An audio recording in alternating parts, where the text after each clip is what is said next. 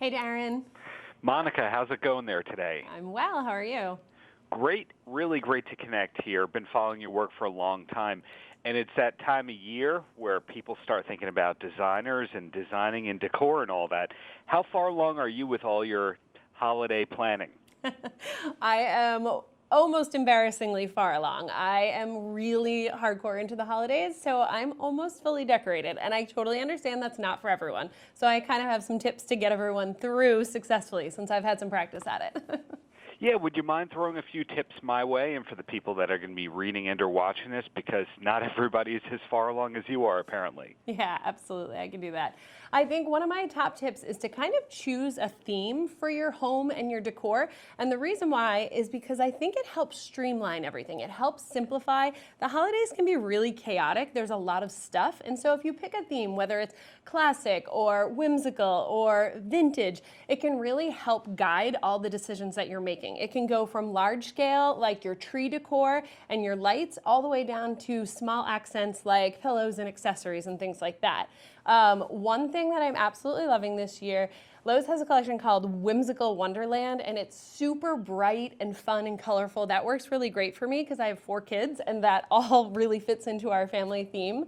And one thing that I like within the collection is actually a ceramic tree. This ceramic tree gives me such nostalgic vibes of my grandmom. I am positive that she owned one of these.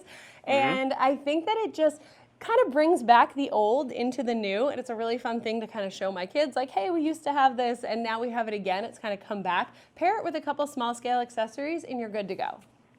Well, you covered a lot of ground right there.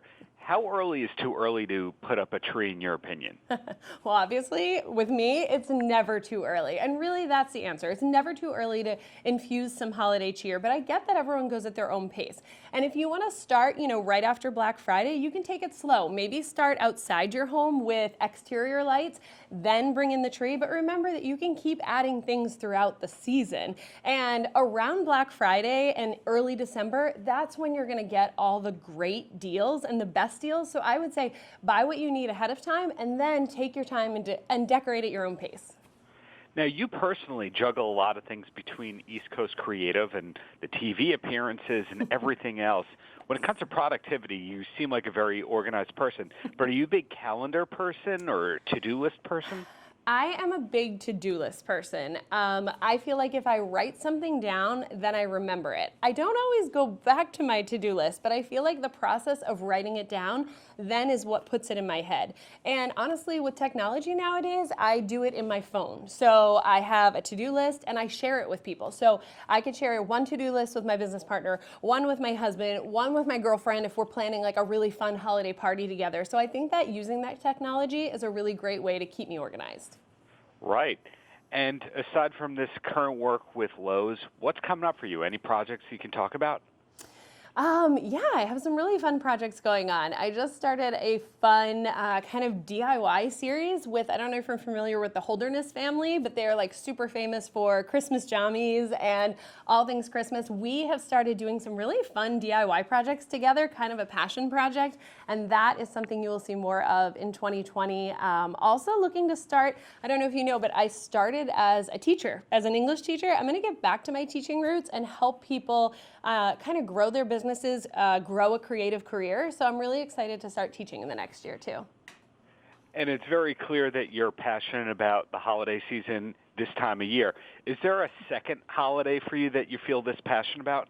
Oh yes, we just had it. I absolutely love Halloween. I think it's so fun for kids. My kids have like a hardcore countdown for Halloween almost as much as Christmas. So that for us actually is number 2 holiday. So we're loving this time of year. Okay, 2 more questions and then you are absolutely free.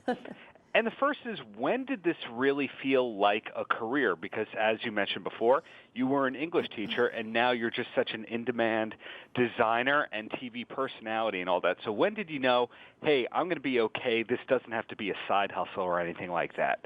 That's a super interesting question. And I think there is a really big change from doing something as a hobby and then shifting to make it a career. And for me, one of the most strategic things I did is I did 2 jobs at a time, which I know isn't for everybody, but there was a year where I was teaching and then I started doing TV and our first show that was on ABC on the weekends. So we taped every weekend. So I was kind of testing the waters and making sure that it was going to become a legitimate career. And then once I felt like, hey, okay, this is for me, I took the next step and went in full time. So I would say if you have the capabilities to do both at the same time, do that for a little bit, and just it kind of lets you figure out exactly what you love and what you're really good at.